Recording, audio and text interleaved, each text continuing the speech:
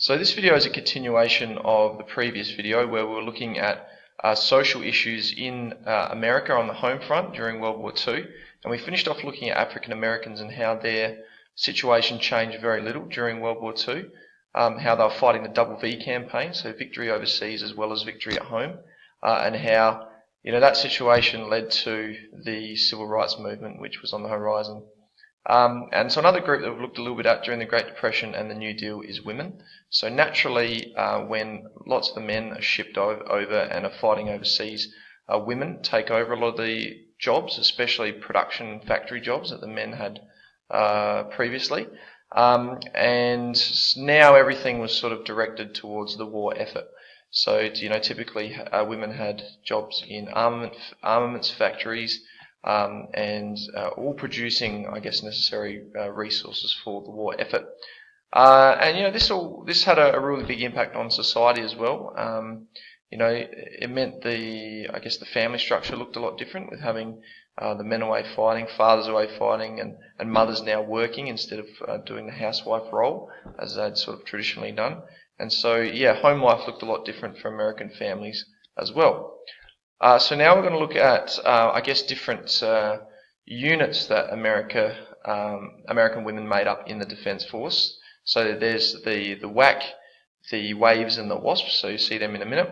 And so the guy in charge of the Army, George C. Marshall, noted that the British had a lot of success using women, not for combat roles, but in those production roles and support roles on the home front.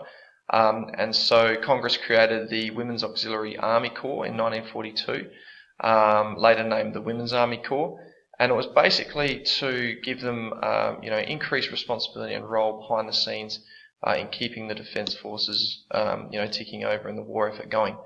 The Waves is sort of the second development, so the women accepted for voluntary emergency service.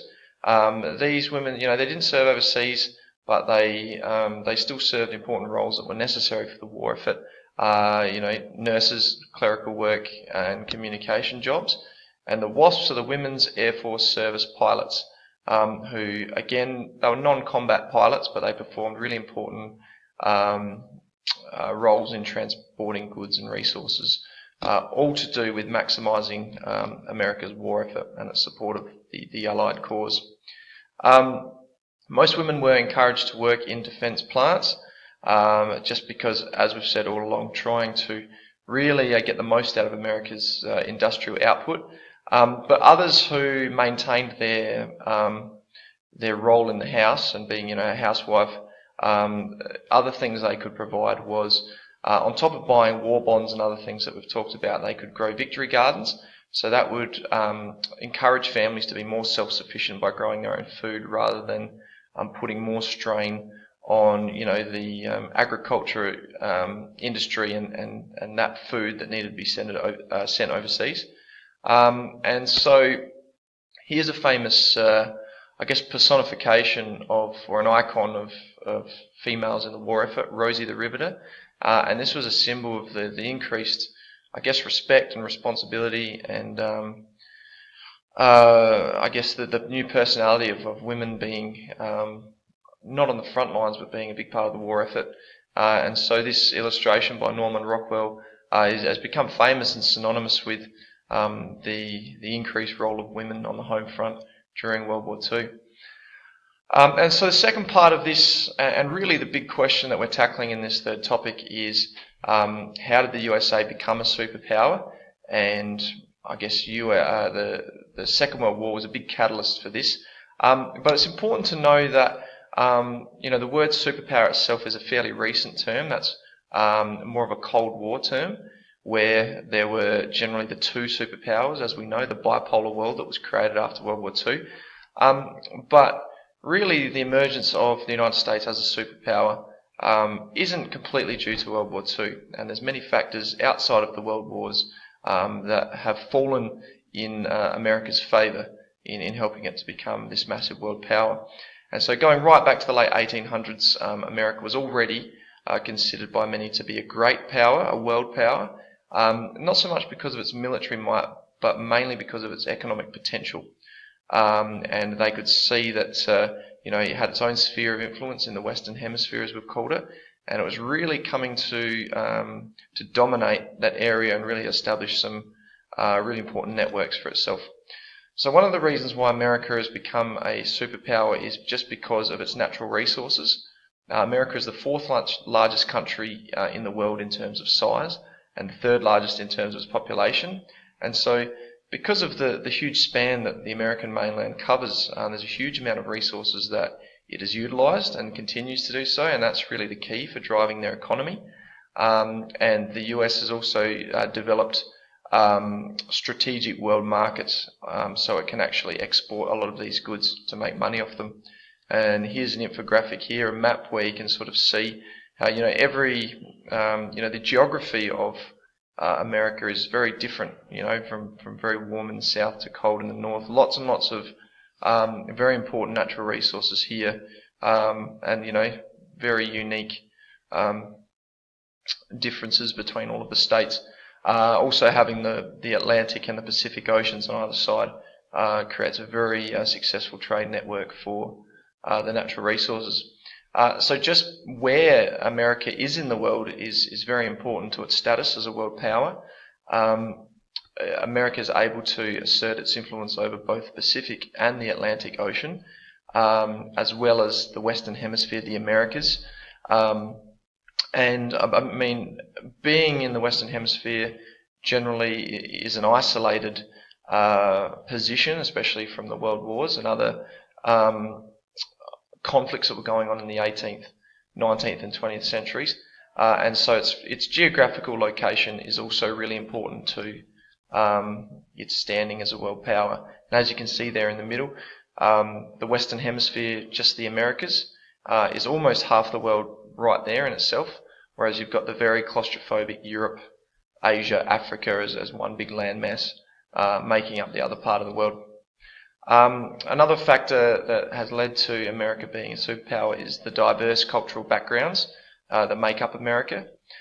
So since the mid-19th century, America has become a haven for millions of European migrants, and it's at times the migrants have provided a lot of unskilled labour, especially during those boom periods, but also there's been a lot of important scientific and engineering minds that have come across and helped pioneer industry and science and medicine, and also things like the Manhattan Project.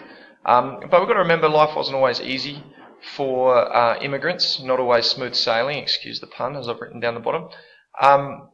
But during the isolationist period of the 1920s and 30s, and then leading into the Great Depression, a lot of immigrants had it pretty tough. And they were seen as outsiders, who were taking these valuable jobs of the Americans. But in general, having this diverse melting pot type society has brought a lot of innovation to American society. Another factor now to do with the world wars that has helped America's world position during the 20th century is that it had a late entry into both world wars. So the USA entered World War I about 2/3 of the way through, if not 3/4 of the way through, and only served less than a year of the actual combat. And so it came out relatively unscathed and in a really favourable position after World War I, and then a similar situation in World War II. Due to its commitment to neutrality and isolationism, America managed to stay out of the war for the first 2 years prior to Pearl Harbor. And then again, because of its isolated position in the world, in the Western Hemisphere, it actually received very little physical damage. And so both of those world wars, America came out on top. Although the US government spent a lot of money during these wars, they were not fighting at home in their own country, and it meant that civilians, agriculture and infrastructure were spared. So as you can see down the bottom, World War II was known as a war of attrition, which basically means that I guess the winner of the war is the one that has enough stuff, I guess, to keep it going, enough supplies, enough resources, enough soldiers, and all the rest of it. And America's economy was really the key to the Allies' success in World War II, because it just kept producing and producing and its late entry into the war as well really tipped the scales in favour of the Allies, and America was effectively the last man standing. And here you can see a typical landscape in Germany after World War II, whereas America didn't have that same damage to its infrastructure back home. And another key to America's emergence as a superpower is its decision to depart from isolationism heading into World War II. So the USA departed from this attitude which it had had for the last 2 decades or so, and pursued internationalist and interventionist policies. After World War II, the USA had a key role in rebuilding Europe. If you remember the Marshall Plan, which was putting a lot of money back into Europe to help fight communism at the start of the Cold War, and it also created new organisations and treaties such as NATO, the International Monetary Fund, and the World Bank. And so the Cold War catapulted the US as one of those two superpowers in the bipolar world to the pinnacle of world politics, where they stay today. And the last 6 or so decades since then has seen a period of American hegemony, which means American dominance, and America's been that #1 position in the world, primarily due to its economy. We've talked a lot about US government spending in the New Deal and in World War II, and so here's an indication of how much money America spends on defence. Now upwards of $700 billion. And if you look at that comparatively to other world powers, the United States, as the biggest spender, actually spends more than the next 10 or so countries combined.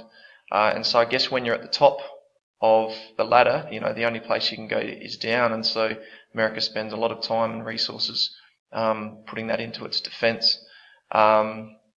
And in terms of its economy, America is still ranked as #1 in the world. So it's always, throughout all of these topics, it's been America's economy that's been the real driving force behind its it maintaining its spot as that #1 world superpower. And so hopefully that answers some of the questions about America's, emergence initially into being a world superpower, and how it's managed to maintain that throughout the 20th century.